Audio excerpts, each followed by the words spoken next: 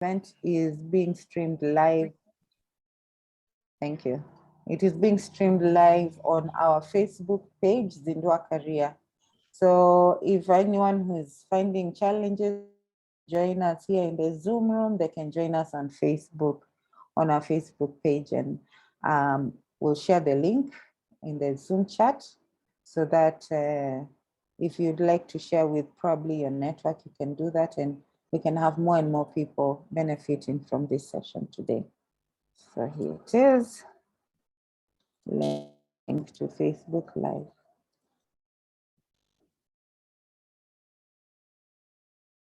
Okay, so just a small thing.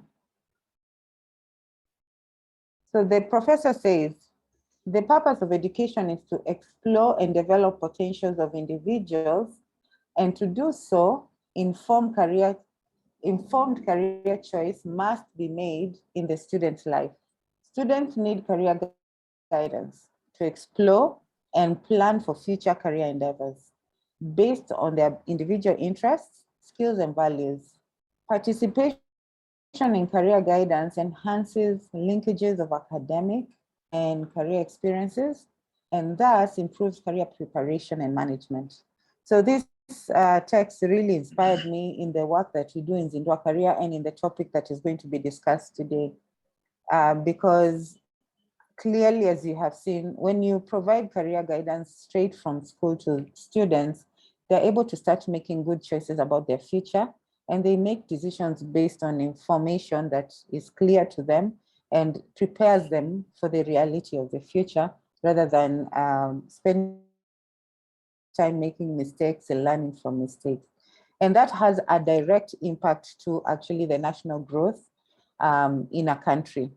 And I thought that it would be really good to invite a guest speaker who is within a country that has seen the value of career education and career guidance within schools and for students. And they can see the value, even adding to the economic sense of that particular nation. And that is why we have Mr. Chisom with us here today. So who is our speaker? I'll just like to read about him. It is on his website, and we'll put the link in the chat room in case you'd like to explore more about him and maybe even contact him. So Mr. Sylvester is the CEO and the founder of Global CTE. This is an online career and technical education publishing company. He is responsible for developing strategic partnerships with school districts and colleges to provide digital curriculum and books that serve over 50,000 students in over 600 school districts across the country. So you can see that he's actually quite worth your time, and he has a lot to share with you from all his experience. I actually came across Mr. Chisom from a primary school ex-colleague. We were in primary school together talking about career guidance, and she informed me that she has utilized these resources and they have really helped her students that she's teaching in the US on the subject of career guidance. So let us learn and hear from him today. Please invite more people to come. I really would people here meet session today. I know it's a Friday evening. By the way, Sylvester, it's already 7:15 here. On a Friday evening, I'm sure everybody's trying to look for ways to wind down, and we are here telling them enter into this Zoom room. It is worth your time. He's just going to spend 45 minutes sharing with us some insights that we can use. I think if you are a teacher, if you are a career practitioner, if you are a parent, even if you're a student interested in learning more about career guidance, this will be really useful for you, because you will be able to see how information about career guidance that is structured, systematic, consistent, can help improve even your economic life, and even help you or help the children that you're helping become better in their life economically, and enhance even the national economy. So without much ado, I would like to invite Mr. Sylvester. Karibu sana. The ones in the chat room, feel free to share the link with others to join us, and also put your questions in the chat room. Otherwise, you can wait to the end of the event to ask Mr. Chisom questions. Karibu means welcome. Over to you. Thank you. Thank you. I love it. I love it. I'm going to share my screen now here with my slides. All right. All right. Okay. Thank you so much for the warm welcome. Good evening to everyone. Thank you for taking the time on your Friday evening to be here and for the invitation. It is Friday morning here in the United States. I'm from St. Louis, Missouri, right outside of Chicago. As I told Madam Edna, you may know of us for the St. Louis baseball Cardinals or maybe Nelly. As an entertainer. Okay, so today I'm going to share how career tech education in primary and high school can help rid the world of poverty. I'm thinking about this from the standpoint of, I want to share this nugget. In Kenya, it's career guidance. In the US, it's career tech education. So if you hear me say that, it's similar in that, okay? I like to start all my presentations off in this way. This is actually how I start every day. What are you grateful for? And the reason I like to do this is because it's so easy for our brains to just lock in on all the things that are going wrong in the world, all of the negativity that is going on in the world. But when we shift and start with an attitude of gratitude, then we're thinking about, okay, what's going right? We're training our brains to say, what's going right? What are some good things that are going for me? And we move to the other side of fear and anger, and we move to gratitude. So just really briefly, if you don't mind, just share in the chat. You know, what are you grateful for? What's something that you're grateful for? It could be your family, you know, a good day, health. Just share something with me in the chat if you don't mind, please. What are you grateful for?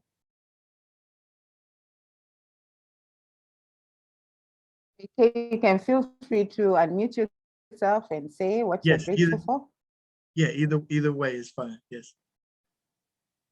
Okay. Sound mind, absolutely. Yes, yes, sir. Yes, sir. That's so important during these times. Absolutely. Anyone else who would like to share? Feel free to come off mute or drop it in the chat. I'm grateful that I'm healthy. Absolutely. Absolutely. You and I both are on board. I'm on board with that as well.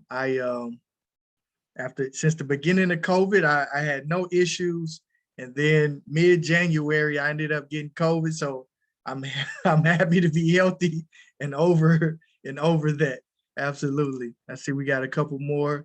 That crisis is yes, yes, yes, yes. Hopefully it is, we're on the back end of that. One of my friends said yesterday, he's like, yes, we went from COVID-19 to COVID-22. So absolutely, I'm excited for that to be ending. So anyway, thank you for sharing that. And I'm grateful that everyone took the time to spend their evening with us today. I want to say thank you to Madam Edna and the team at ZinduaKaria for preparing this opportunity for all of us to engage. So we're going to cover how career guidance in primary and high school helps prepare students to overcome unemployment and poverty in their future. My approach is through stories. I like to share stories because I feel like there are insights within that. I'm going to share some best practices, some things that we are doing here in the US, some things that I'm doing personally as we work in this same battle together, really, to push career guidance forward. And I'm also going to share some insights. I shared with some of my friends who are in CTE or career guidance that I was presenting to you all today. And I got some insights from some educators and some leaders in CTE here in the United States. So I'm going to share some of that as well. And I'll just say this, I would like for this to be engaging. So feel free, if I'm saying something, drop a question in the chat. If something catches your attention, if there's a question, we'll definitely do questions and answer at the end as well. So I would like to add the most value that I possibly can here. All right. So I wanted to start here with this because I think the larger connection to what we're all working on in the States as well as abroad. Okay, this is from the United Nations. What is poverty? Poverty entails more than the lack of income and productive resources to ensure sustainable livelihoods. Its manifestation includes hunger, malnutrition, limited access to education, and other basic services, social discrimination and exclusion, as well as the lack of participation in decision-making. Our focus, our goal is to work on the limited access to education, okay? This is the thing that we want to focus on in our attempt to help fight poverty, to fight unemployment in the US and abroad, to help elevate families from a generational standpoint, okay? This is a goal that the United Nations has to end poverty in all its forms. Is the first of the 17 Sustainable Development Goals of the 2030 Agenda for Sustainable Development. This is something that they're pushing forward and working toward. And so the way I process things is to go and understand what's happening on the larger level from the macro standpoint so that we can identify potential connections and ways to tap in to what is already happening, other people's goals, so we can have clarity in, well, what are they trying to do? How does the work that we're doing in our organization, our school, relate to what it is that that larger governing bodies are working on, okay? So I want to hear from you. I would like to hear from you so I know who I'm talking to. So let's not be shy. Please drop in the chat. I want to know who's in the room. Are you a teacher, parent, career guidance professional, policymaker, where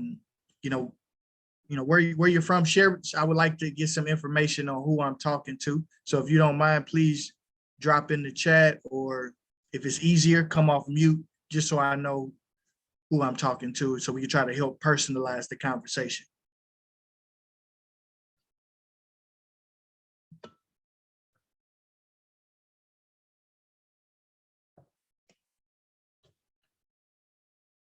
Okay, does anybody want to share what their role is? Are they from school or parent, teacher, or maybe something else that I did not put in here? Okay. Okay, HGIG. Okay. Edna, can you help me understand what is HGIG so I'm aware? Oh, okay, a typo. I'm not sure what HGIG. Maybe you can help us expound. I know this okay, is high school parent. Okay, thank you. The high school parent, she's also a career guidance. Okay, teacher and policymaker. Yes, sir. Yes, sir. Okay. Would anyone else like to share? Okay. We had career guidance advisors earlier, and they dropped out. Maybe network issues. Okay. But I know we had 2 or 3 career guidance advisors in the room. Okay, outstanding. Okay, so look, let's get started. Okay, so listen, my number one purpose is I'm here to add value.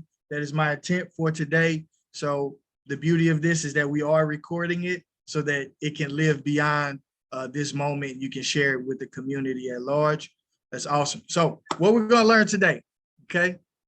How to prepare students to be gas lamp lighters, NASA human computers, projectionists, switchboard operators. Okay, all right, it's just a joke. That's just a joke. But nobody left. Don't leave, okay? It's just a joke. But what I like to put this up here whenever I'm talking to career education people is that these were once careers that were important to the workforce. But what is important that we do as parents, as policymakers, as career guidance professionals is really prepare our students for the careers of the future. Okay, we want to prepare our students for the careers of the future and not be thinking about what worked in the past. Yes, we want to take some of the insights from that, but we want to be thinking about what's next so that we can we can really prepare our kids, our students, to be the future business leaders within our countries, within our communities, and at large, right, in the global community, right? And these are some of the things that we're thinking about here. So I thought this might be insightful for this conversation to share what teachers in career tech education in the US are concerned about, right? And so as we create curriculum based on what we hear from educators, right? From the administrators, from the students, like what do they care about? And so these are some of the problems that we have here in the US from teachers, okay? We have activities and projects that are out of touch. Students are not engaged with current content.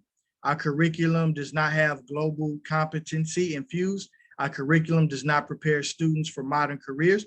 Our curriculum lacks current and relevant real-world examples of career options. I don't have time to find quality, engaging content for students. There's a lack of diversity in the people used for examples of exposure in different career fields. So the curriculum that we create is designed to solve these problems, right? This is something I always share this as it relates to business in general. Every business has to solve a problem, and getting clarity on that problem will help create and lead to the transformation that we desire. Now, I asked Madam Edna to ask the community in Kenya, like what are some things that are problems there so that we can help guide this conversation. And these were some of the results that came back. Access to students is constrained. Negative attitudes of teachers about careers in STEM, competition amongst career guidance companies, students not conscious of work ethic, parents wanting children to work at family companies, mindset, a lack of hope for a better future for less fortunate students, and lack of support from government and society.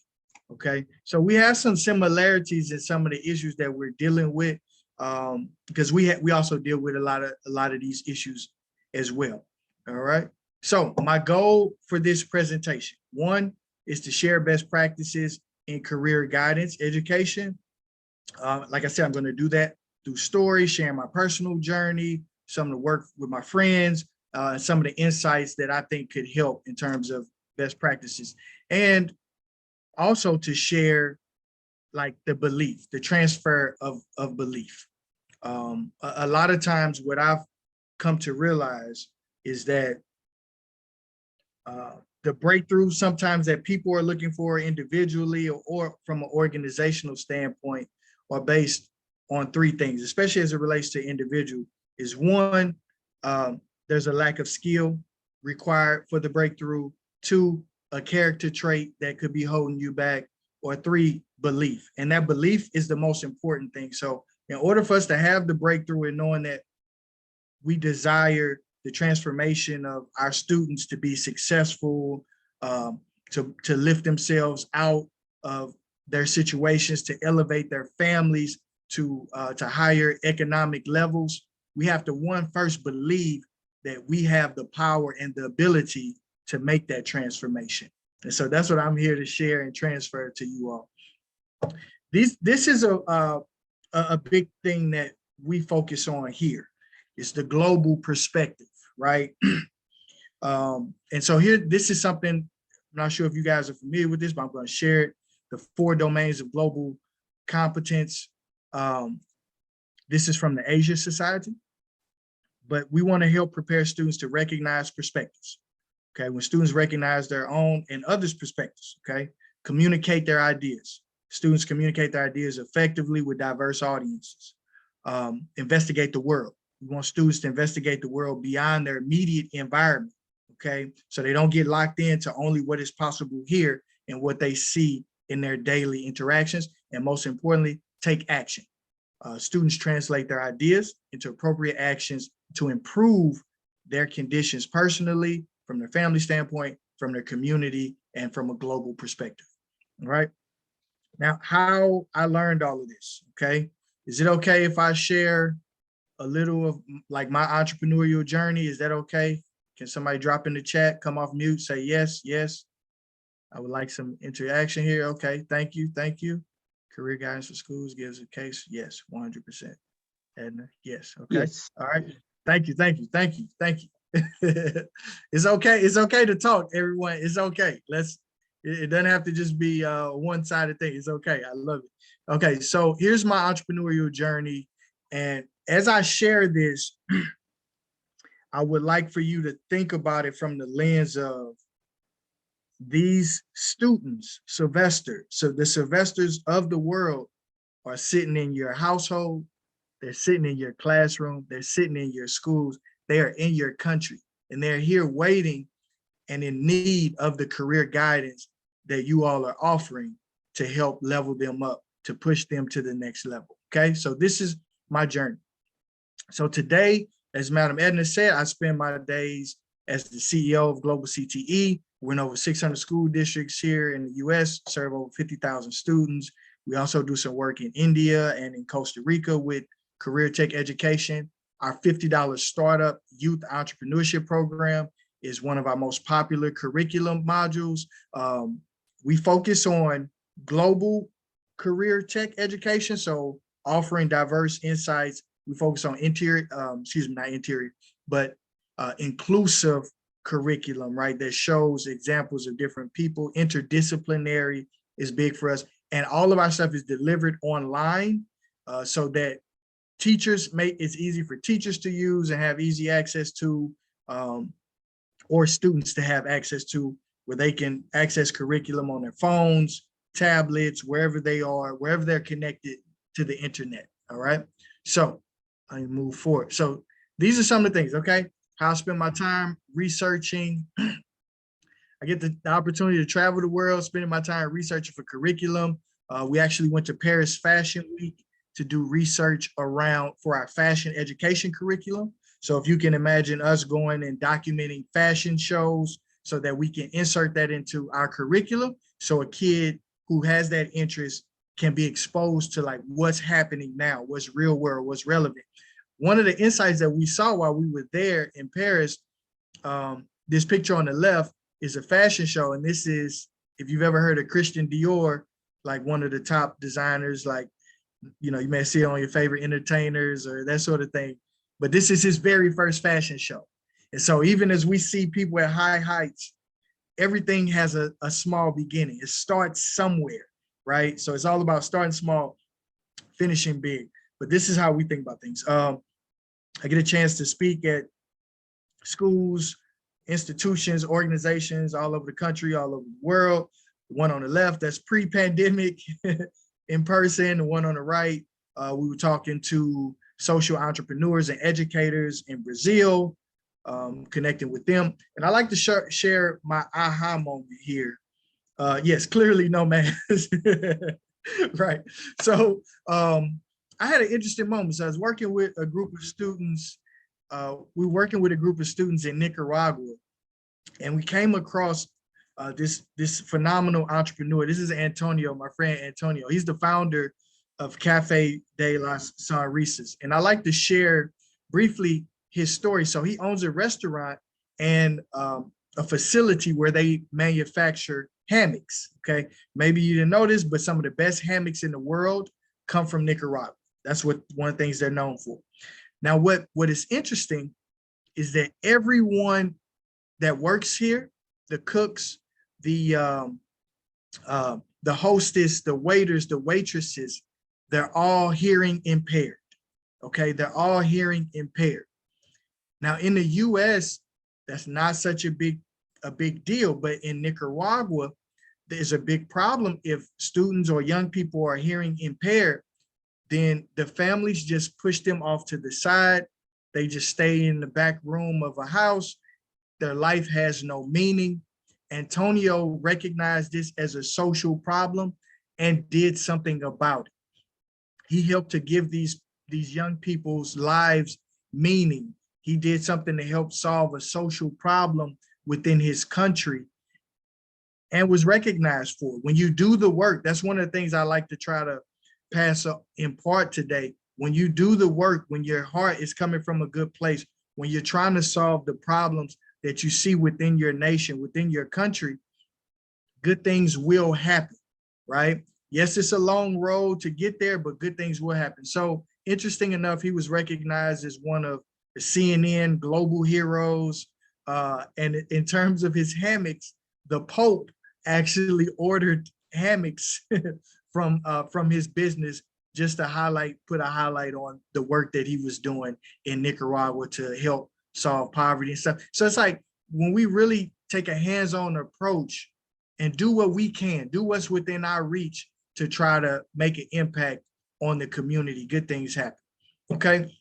I do a lot of work in with my books and some things here. This is my book around entrepreneurial mindset, my TED Talk. It's about removing limits, how to live without limits. I'll talk more about that later. This is another one of our books, our bestseller, The Young Entrepreneur's Guide to Success 2.0. All of these are available on ebook as well. But this is about teaching young people how to start businesses, how to think entrepreneurial. And this is my why, okay? I have to share this in this presentation because from a career guidance standpoint, this shows the outcomes, right? This is a clear outcome of what happens when we get it right. So this is my mother, Darlene Gibson. She's the founder of Professional Touch Salon. She's been in business for 45 years. Not only that, as a hairstylist, she put 2 kids through college as a single mother. Myself, a graduate of The Ohio State University, and then my little sister, a graduate from the Philadelphia University in Pennsylvania. Now, how was she able to do this? Okay, she found something she loved. Literally, she knew she was the little girl sitting on the front porch, braiding hair at age 12. She knew what she wanted to do. She had the idea that, hey, this is the career for me. And she knew it at a young age. And honestly, she told me she found out that was funny. She told me recently, she was actually trying to drop out of school in the 8th grade in middle school because she found out she could go directly to cosmetology school from the 8th grade. But my grandmother's like, no, you will finish high school. But anyway, the point of that is like, this is what happens when we get it right. When we show young people career guidance early, when we give them a hands-on approach, it takes families to the next level. It creates generational success. And so my very first business, a car wash business, was actually born out of the back of her salon, okay? And so literally my best friend and I'll share the story briefly. My best friend and I, we worked at a car wash together, and there was a lady in my mother's hair salon who I would keep her car clean every other week for $20. And it was cold like it is today in St. Louis, Missouri. And I was like, how can I get done faster? So I called my best friend, and literally all we had was just a water hose, a bucket, and a drain. And I called my best friend, Art, and I say, hey, would you like to go and split this $20 with me? And he was like, absolutely, I would love to. It's like, I was like, what are you doing? He's like, man, literally, I'm sitting on the couch right now trying to figure out how I'm going to pay my $10 pager bill. So some of you may know what that is, right? But so we cleaned that one car, took it back. 2 other ladies wanted their cars cleaned. So that day we made $60 as young high school kids working for ourselves with our own car wash business, elevating our economic situation on our own. And here we are doing something small, but it turned into something much larger. We decided, hey, let's continue to move forward with that business. We worked it on our summer and winter breaks. Fast forward, graduated college, and decided to bet on ourselves with that first business. This is that first journey into entrepreneurship. Fast forward to today, that business is responsible for keeping all the Amazon vehicles clean in St. Louis. We ended up winning this award for the best detail shop, best car wash in the country. This award that Steve Harvey puts on, if you guys know who that is, for the best businesses across the country. We won that 4 years in a row, some of the youngest entrepreneurs to ever win it. In the picture on the right, I'm speaking in front of 20,000 people at the same place they have the big boxing matches in Las Vegas. We're hanging out with all these different celebrities. We're featured in the Wall Street Journal. for companies that use social media to grow their business, all these other different publications and news outlets. And here's the thing about this. I'm sharing this story to share with you what happens when you bet on yourself, when you continue to push forward, when you continue to have the belief that, listen, I can make this thing happen no matter what is going on. And that business can take you to places that you never would have expected. It can put you in rooms with people you never would have expected. As you see in this picture of myself and my business partner hanging out with Kevin Hart.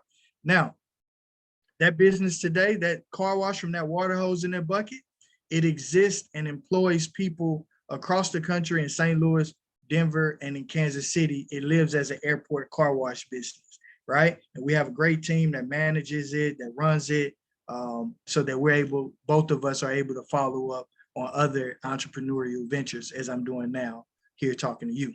Now, how does this happen? Okay, how does this happen? Okay, yes, that is Steve Harvey. Yes, absolutely.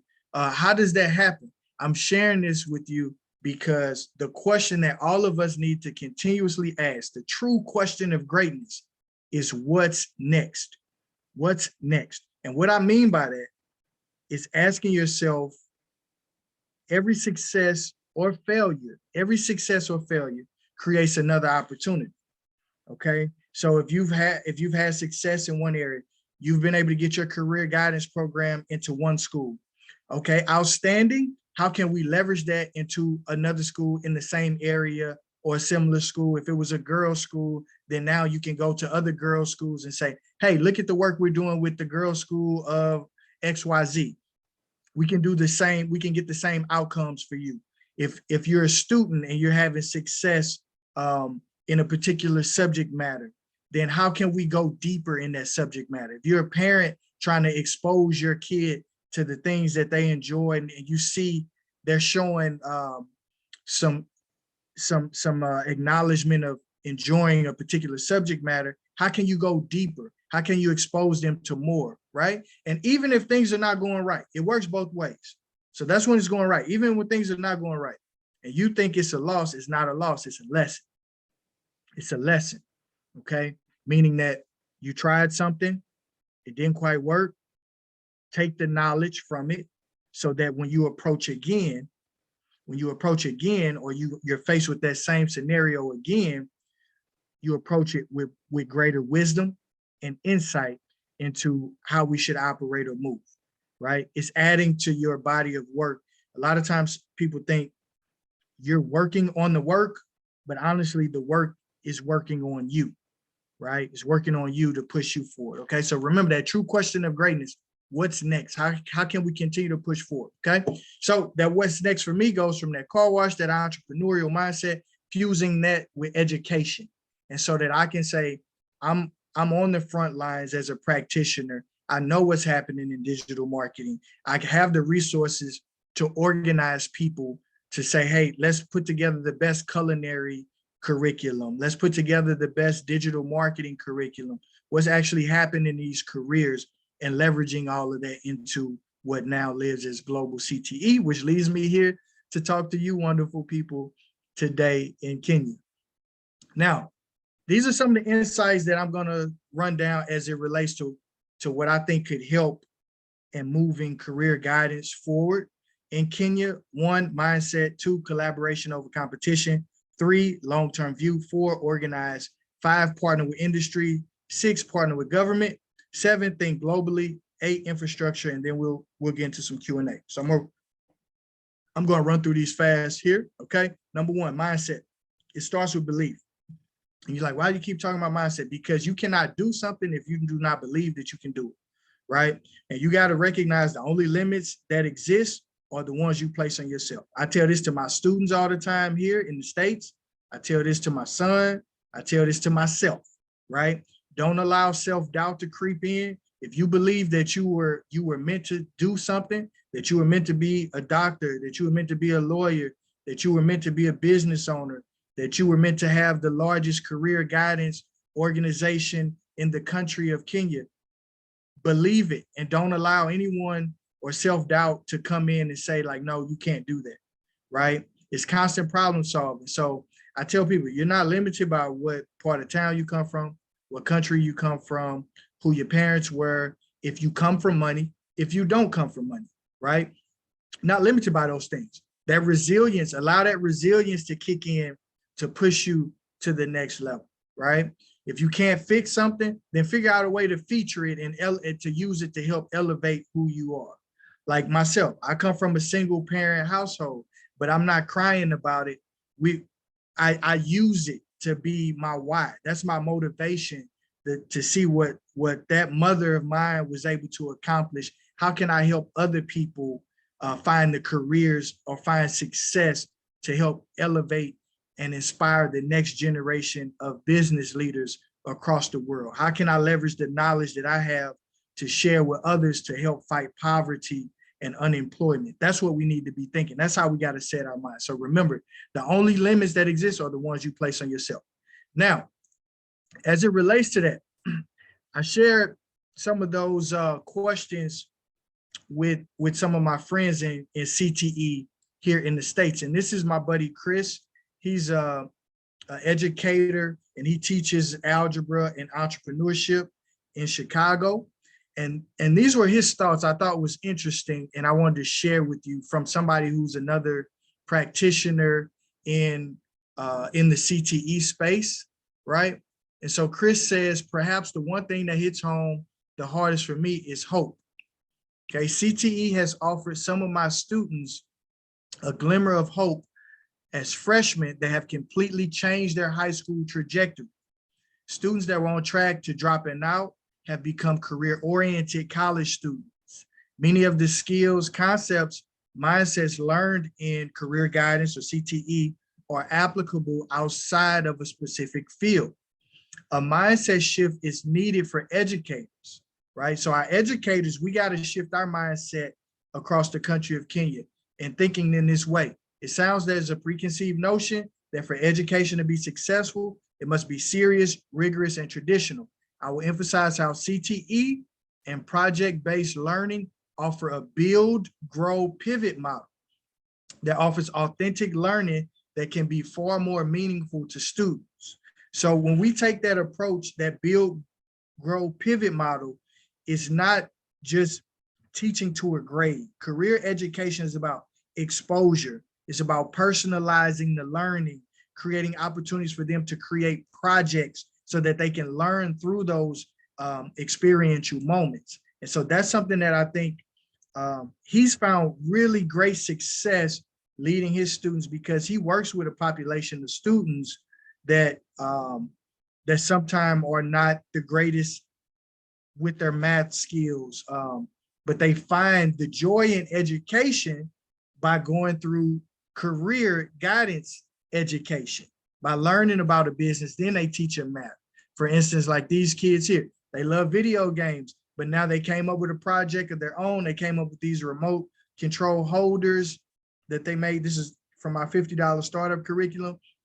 And these kids now are learning math through the career guidance angle. But once you personalize the learning, then it makes more sense to them. Then you're able to teach some of those other things that can be valuable. All right. Number 2, collaborate over compete. This is, I think, is super critical for the career guidance community to lock into, and understanding that if everyone collaborates and not trying to say like, oh, you're doing this and I'm trying to take your business, but no, let's just make the pie bigger. Let's push out to make the pie bigger, to push career guidance across the country in a collaborative way. If you're working on one thing or you're working with a school, maybe let me invite or share how another friend or another colleague can also do the same thing. Or how can we partner? Think about ways that we can collaborate and work together. This is our governing body here that's like really speaks to the larger collaboration of things. And I do want to share how one of the things that's interesting about the Association for Career Tech Education, it's a national organization. It's founded in 1926. I think it's valuable. I want to share this with you guys. So so you can see this. Give me 1 second. I'm gonna shift sharing my screen here so you can see what I'm talking about. 1 moment, pulling it up. All right, let's share screen. Okay, so from this organization, you see they're working on policy together. There's massive conferences, national conference, where all the career guidance people are coming together, presenting best practices, what's working. So I'll speak at that national conference and connect with people from all over the United States.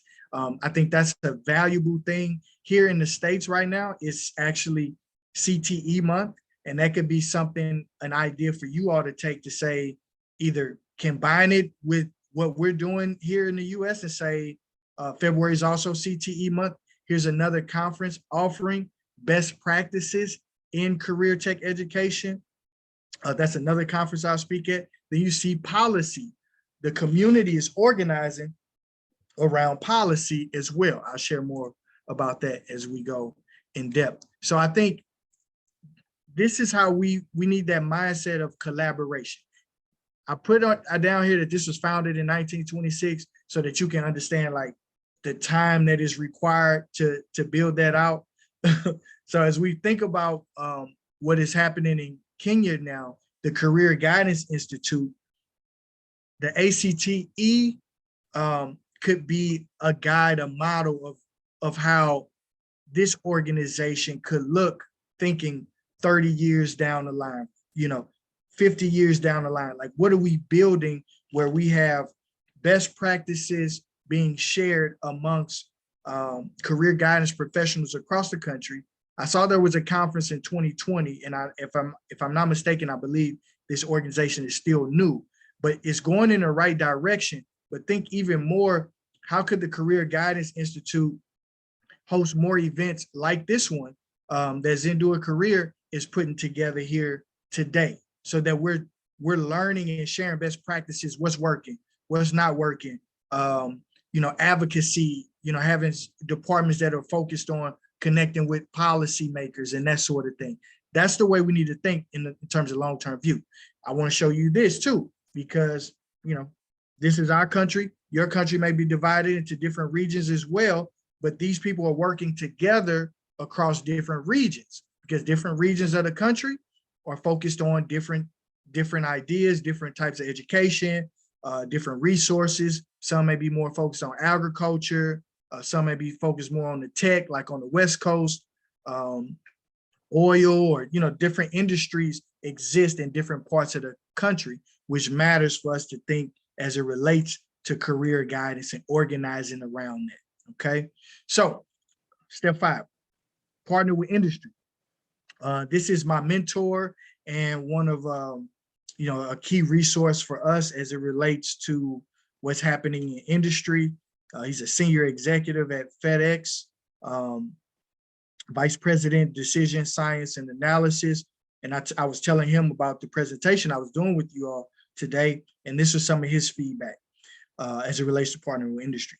Educational institutions should be in service to industry. Accordingly, curriculum should be aligned to employer needs. Institutions should be aware of primary sources for employment opportunities, be intentional about curriculum design to increase the desire and ability of students. Again, this is how we create curriculum here for our school systems. Is based on what are the job needs of the future for these companies. Now, a big opportunity that could exist for everyone in Kenya is who are the primary employers? Okay, who's hiring for jobs, right? Whether it's in the country or jobs that can be done online that Kenya could have access to from a global perspective, right? When you do that, then you create an opportunity where potentially you may be able to get these companies to help pay for the curriculum or pay for the career guidance that you're gonna bring into schools, because now you can have a partnership, an industry education partnership, where if I'm bringing transportation logistics professionals to FedEx, then maybe they may be interested in paying for training around logistics and transportation employees to groom them for the people that they need, or if it's related to IT, that sort of thing. That is something that is happening a lot here within different industries, hospitality. If you can partner with the employers, then maybe you can be that filter, because now you're training people based on what they need in terms of the jobs. So that's something that's super important to be thoughtful about. Partner with industry. This is another way in terms of, for my educators or teachers, find the people who are doing the work and bring them into the classroom. Figure out how to get students exposed to it as soon as possible. As many examples, students need exposure to as many examples of success as possible. Everyone is not meant to be an electrician. Everyone is not meant to be a teacher. Everyone is not meant to be a doctor or meant to be a lawyer, but some are. So they need to see different examples of like, oh, look at this artist that resonates with me. Oh, I can do graphic design. Oh, this guy works with computers. He's IT. Oh, this lady is a doctor. This person is a nurse. Like showing these different careers to students so that they can see themselves in the things that they care about in subject matters. This is one of the things, we create this hands-on curriculum where the students end up coming up with ideas of their own, personalized, they're entrepreneurs. These girls ordered these bracelets online from China and they were selling them at their school. So it's just it's crazy to see how that works. Bring industry professionals into your classroom. If you all have friends in your network who are doing interesting careers, try to bring them in the classroom, or the other way around. See how you can do field trips to their offices, to their facilities, so students can learn and see like, oh, wow, like look at what's happening, okay? Number 6, partner with government. Okay, this is something I showed you on the ACT website where they're talking to government.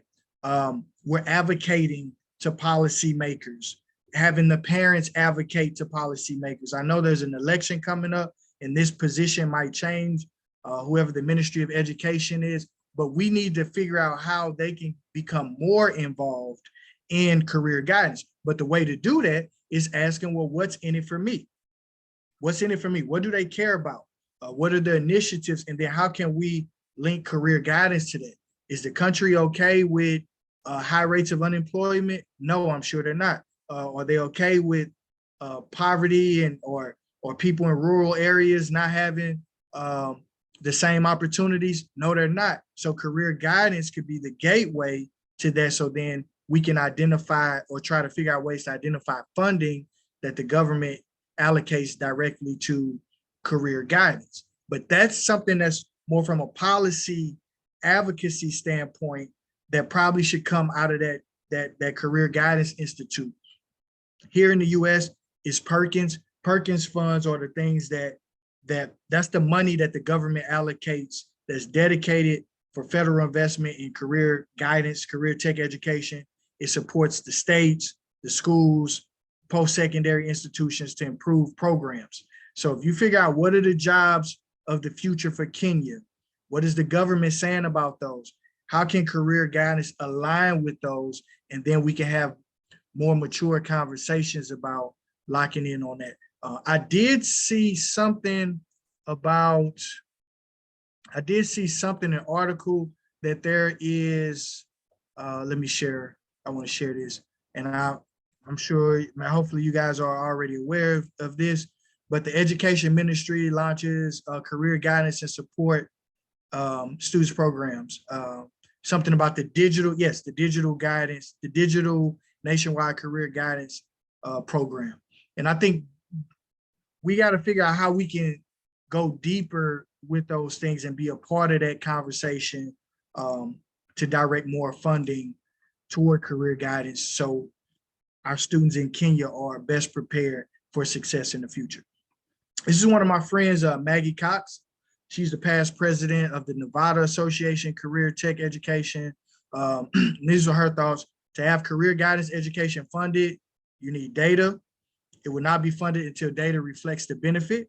So in the US, this is often graduation rate. In Kenya's situation, we need some clarity. What is seen as success to the government, to industry, the people who can actually help fund these things, okay? Is it starting a business, growing an existing business? Entrepreneurship's a key part of career tech education. Is that recognized, and how is that being taught in the educational system?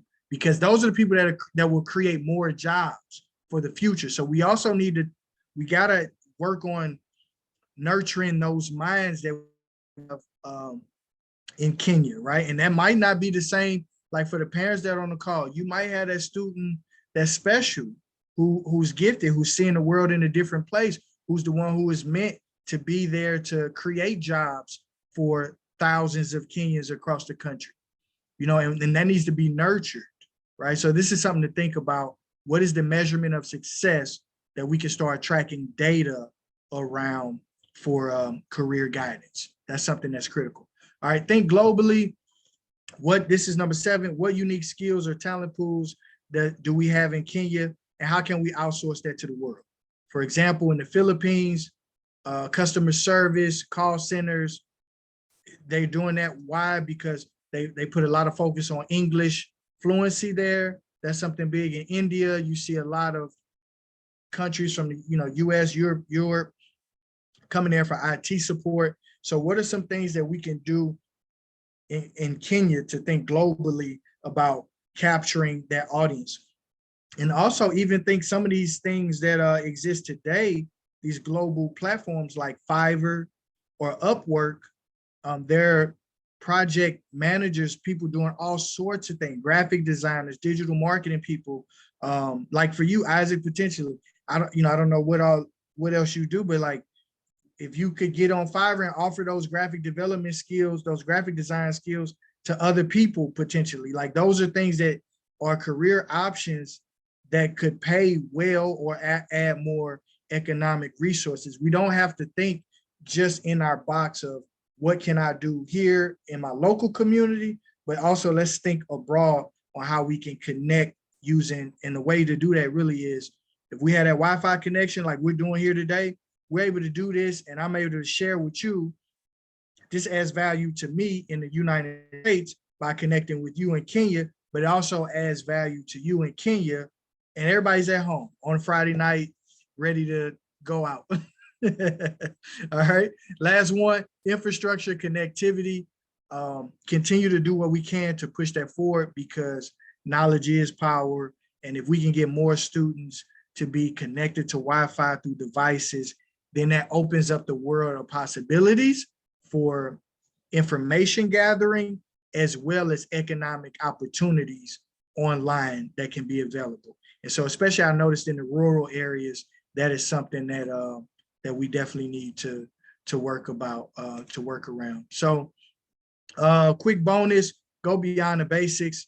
This is my mom. She now teaches online classes for hairstylists and cosmetologists. And one of the things she said was, yes, we have our basic knowledge that's important, but we also need to elevate our students, our young people, to be able to operate as a true professional. And that really comes from exposing them to what is required to really be a high impact success in a particular career field. All right. So quick recap, these are all things we covered: mindset, collaboration over competition, long-term view, organize, partner with industry, partner with government, think globally, think about infrastructure, and now we can drop in some Q&A. Was this helpful? Please drop in the chat. Was this helpful? Was this helpful? Did I share some things that were helpful as it relates to what's going on with career guidance in Kenya? Again, I told you my idea here is to add value. And our ultimate desired result, we just want our students to be successful, whether it's, the parents that are on the call, help explore what the kids are interested in. You can be extraordinarily successful in anything, whether it's an artist, someone who loves video games, someone who loves doing stuff on the internet, sports, doctor, lawyer, but it requires the work and the nurturing to get us there to be successful. So I believe in you. I believe in everyone that's on this call that you can do this in this fight to move our country forward in Kenya as it relates to career guidance and bring more people into economic prosperity and more success for their futures. So as I like to say, you don't have to be great to get started, but you have to get started to be great. Thank you all. And I would love, let's have some questions if you guys are okay with staying. Wow, thank you so much, Mr. Chisom. That was such an inspiration. You have a beautiful mom, and she's strong and amazing, and she's inspired you to inspire others. And that's the work of moms, actually. And we heard about your mom, we heard about your son. We didn't hear about the producer of the son. You said you didn't hear about so what I'm now? sure she's also amazing. We didn't hear about your wife. I'm sure she's there and amazing as well. Yes, yeah. Yeah, wife, so we really want to thank you for such an inspirational speech and inspiring us to think about the things that can help us create value in our provision of career guidance programs for students in schools, and how that can help to succeed in their future, become better people, have opportunities that will make them financially independent and give them that social mobility. I have a lot of takeaways, and I know many other people in the chat have a lot of takeaways. I've been jotting down my takeaways in the chat room, and I'd like to just open up this conversation to those who have attended today. If you could just share your own takeaways, please just share with us what have been your takeaways, and if you have any questions, this is your time. Karibu.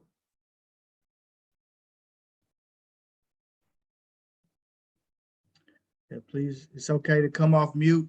I'll be curious, like what Madam Edna said, like any thoughts, is anything that I said that stood out, or any questions. I'm here just to add value. Maybe I can go first, if that's okay. Yes, sir. Please do. Thanks for the presentation. That was excellent. Great insights. Truly grateful. My name is Gideon, by the way. So on our end, the question I had, I don't know if it's a question or maybe it's a question comment.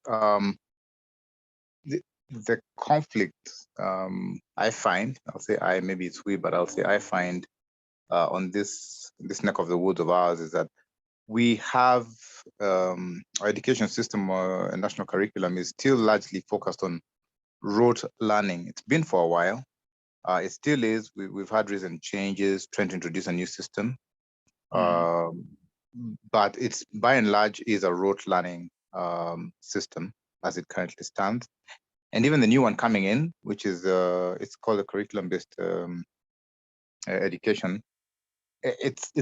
There's a lot of resistance just because the orientation now nationally has been towards rote learning, which unfortunately, and this is my opinion, is a lazy way of learning. And it's produced results that kind of prove that. So when we try and provide modern career approach, give that to our kids or to children, there is a conflict with the system that's currently there. You can tell them, get your mind open and think globally and go out there. When they go back to school, they are confronted again by a system that tells them, put your head down and memorize this, cram this and spew it out.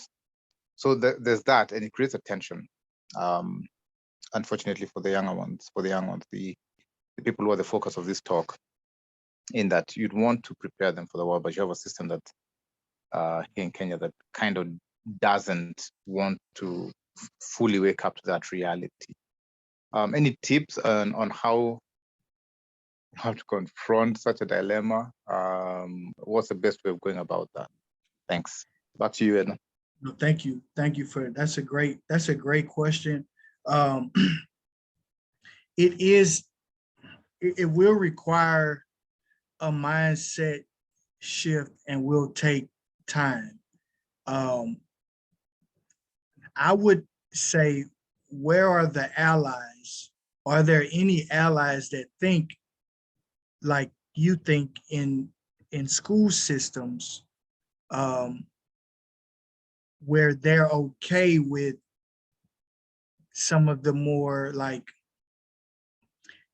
exploring creative thought, exploring ideas around personalizing the learning and not just so rote learning, right? But we have, I would say this, we also have similar situations here where like we have standardized tests that are required to be taught, but then we have to find areas if I'm just trying to simplify this, finding ways to infuse career guidance into other subject matters could be helpful. So if it's math that's required, how do we not just do just straight math problems, but how do we infuse career examples in the math problems? If that makes sense. Or if it's science, how we have to teach these things that based on what the government is saying or the way the education system, but are there some creative approaches that we can use to teach those things where we're still falling under the standards, the structure that we have to do this or teach this, but is it a way to maybe elevate that? Those are my thoughts on that. But then the other part is proving, I feel like we need to, from what I saw, when I looked at like, if the governing body right now that's trying to, the organizing body, I'll say, is the Career Guidance Institute, we need to push the messaging of data and career readiness, right? When you have career guidance infused into your school, your students will be more excited about learning. Your students will have higher graduation rates. Your students will have a higher likelihood of employment because we have found a way to partner with Microsoft, IBM, whoever's there, doing the hiring in these, in Kenya, who are looking for the the talent pool. Like, you got to show that it makes a difference, and constantly sharing and communicating that messaging to schools, inviting the school people, inviting the Ministry of Education people to be a part of the conversation is the only way I think you're going to change it. And that's why I said, like, it really requires a long-term view, getting into doing that, which requires more collaboration with industry, with government. But if you're showing that data, then that can be a helpful way to infuse that. And one other takeaway I would say, I don't know if like everything, what if everything doesn't have to be housed, career guidance doesn't have to just be housed within the school? I don't know what outside opportunities there are, but like, are there ways where this could be like after school programs, or that's something that's big here, so that we don't have to muddy the waters with the curriculum that they have to teach in the classroom, but this is an after school program that is focused on girls in coding, or or learning construction or something like that, like exposing them to careers and potential after school programs. Hopefully that was helpful. Yeah, no, Any other that was questions? helpful. Yeah, thank you very much. That was helpful. Thanks. My pleasure. Okay. Are there any Very, other very questions? helpful also for me. I'm really grateful that you've mentioned the CGI plenty of times, Chisom, because the chair lady of the CGI was actually in the house before she dropped out, and she sent us text apologizing that she had to leave quickly. but she has found it really useful. And we could probably look at how else we can support the CGI in bringing together, career practitioners, so that we are impacting the students in schools in a more consistent way, structured way, useful way, in the different ways you've just spoken to us. Running after school programs, not muddying the water, all this advice is really critical. For me, also the encouragement that, start small, finish big. Don't be discouraged when the small beginnings are really small, tiny steps. So I'd like to invite anybody else who has I want to comment on that real quickly, man. Like what you just said, like when you think about, I showed you guys my start was with the water hose in the bucket with the car wash, and now we're doing education. So it's about continuing to ask what's next. That is a 20-year journey that led to what the work that I do today. And so that's informed by relationships and all the things that I've been exposed to. I would say something that could be interesting to Gideon's comment and what you just said. If you do like, what if you guys do like with the CGI, like 5-minute presentations for ZinduaKaria, for all the other career guidance opportunities that exist, and invite the schools to come on as well to say, look, we want to just show you what's available. Oh, this is what we're doing. We work in this area with this audience. Okay, next. This is what we're doing, so that you can build more community and collaboration around working with each other. Yeah. Collaborate, non-compete. Yeah. I wonder if there's anybody else in the house who wants to comment or ask a question. Karibu sana. Yes, Edna. Thank you so much. Edna, this has been very, for us as ZinduaKaria, we are so like, this is what we do. I'm just burning with excitement. Like, yes, this thing can be big, great, My name is Bahati, and I work for St. Paul's University. And of course, I'm in ZinduaKaria as a board member. And also the fact that this talk has really just, it's like, I don't know how to describe it. There's like one day you're singing one song and then ta-da, there's life. So I find like there's new life in this. It's like we are doing the right thing. We're on the right path. Like this can grow. For me, my passion has now been especially in collaborating. One of the issues I did have was the fact that career guidance, we are like scattered. So we need to be like a formidable force. And there are so many clients out there, so many opportunities. And ZinduaKaria partnering with others and bringing forth that aspect to help our young people, right from primary school to high school level to universities. The market is there, the people are there, the children are there, they need to be talked to.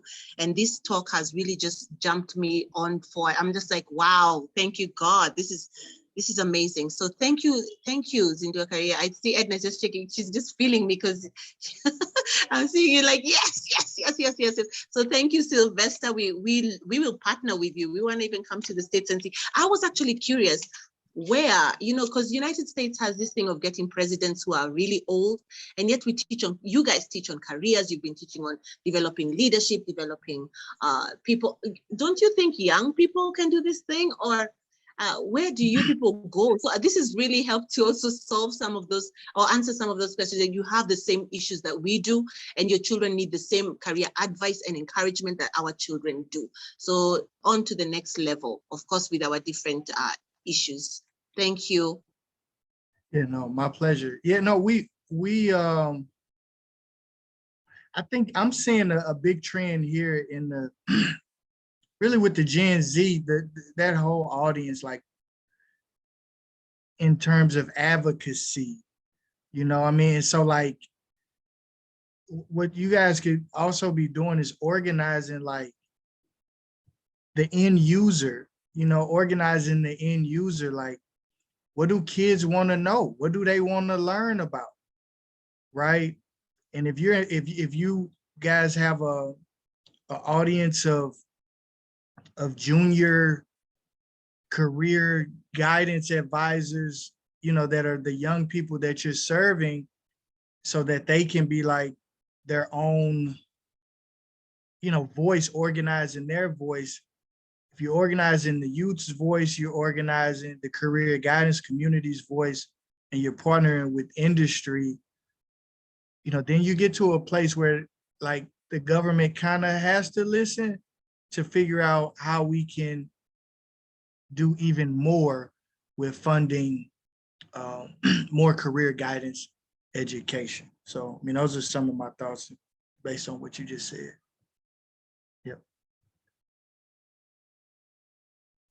I know that's a real area that that needs to be looked into, and I know that Bahati moves around a lot in high schools, you know, doing career guidance to various high school students, and that is a like one of the points that we got is that access to students is a real challenge, because currently you do need to write to the Ministry of Education and explain exactly what you want to go do, and then get their permission before you can be let in. So it's really an area, like you had said, look for allies who are like-minded. Let's try and see how we can talk on the same table, collaborate, not compete. I think that's been the biggest for me. Let's collaborate, not compete. Let's influence government at the policy level and advocacy. What can we tell Professor Magoha about what we are doing and how we can support that program he launched recently, like what was shared here? How can we support that and reach more and more students? So the work is clearly cut out for us. And the career guidance industry is so much at its infancy right now in Kenya. And the most we can do, like what you've said, Chisom, is let's keep going. You know, let's not get discouraged when we see a big mountain ahead of us. Let's just keep going and being consistent in our plans and strategies. Yeah, and what is, and I think it has a lot to do with, like, when I was talking to my mentor about this, like, who works with FedEx, and he was like, you know, if you try to simplify it too, it's like, who's hiring? What jobs do they need? You know, like, what are the jobs we're trying to go after? What is the education that's required to get those jobs? And then go back to them and say, hey, if we're able to do this, will you help fund it?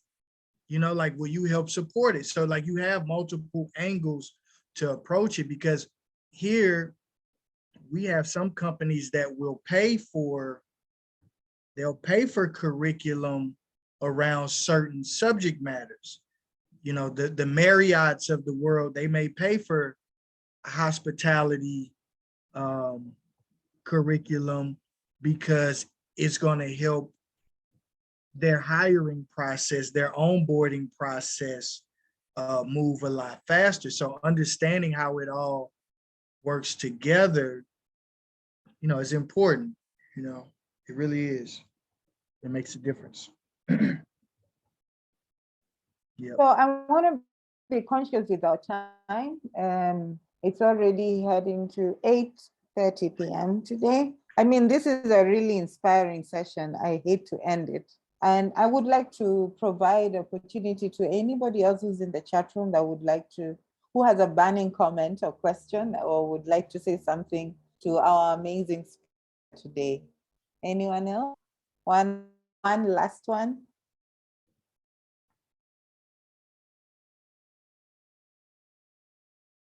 All right, everybody's ready to get Friday night started. I think so. Yes. Yeah, well, let's figure out. We are all quite satisfied. Yeah, well, I'm here in support of what the community is doing in Kenya. So definitely, let's figure out some ways to keep this conversation going, and maybe even go further with it. So yeah. Mhm. Thank you all again. Okay, so since we don't have any more comments, and we would like to say thanks to you, Mr. Sylvester Chisom, for taking your 1.5 hours today, this Friday, the 17th of February, 2022, to speak to us, career practitioners in Kenya, to motivate us and encourage us to believe in what we are doing, because it has real economic sense to the nation and to the future. So really thank you for that insightful presentation. And maybe just as a last, before you go, if we want to reach out to you, how can we reach you? I know how to reach you, but you know, there could be others who would like to reach you. No, absolutely. If you are on Twitter, my Twitter's down here. My LinkedIn, Sylvester Chisom. And here's my email. If you had a question or something comes up or you want to engage further on something, feel free to send me an email. And if you like additional free training, you can go to Work with Global CTE. You can enter your information in there and you'll get access to another video training. But thank you so much. I really enjoyed this. This was inspiring for me, learned a lot of cool things that are happening in Kenya. And you guys you're really pushing it forward. So I see it, the direction where it's going, and I want to be a part of helping in that any way I can.